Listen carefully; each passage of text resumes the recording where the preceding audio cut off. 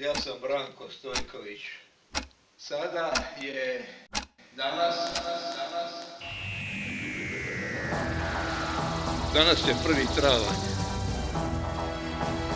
12 sati i 45 minuta.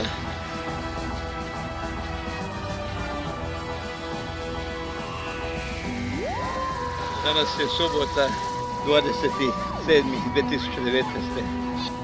15 sati i 55 minuta je.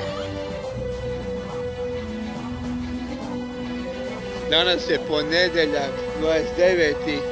siječanj 2018.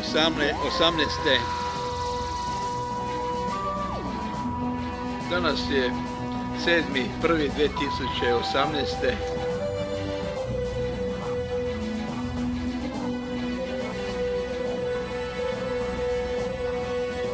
Danas je 17.12.2017. Danas je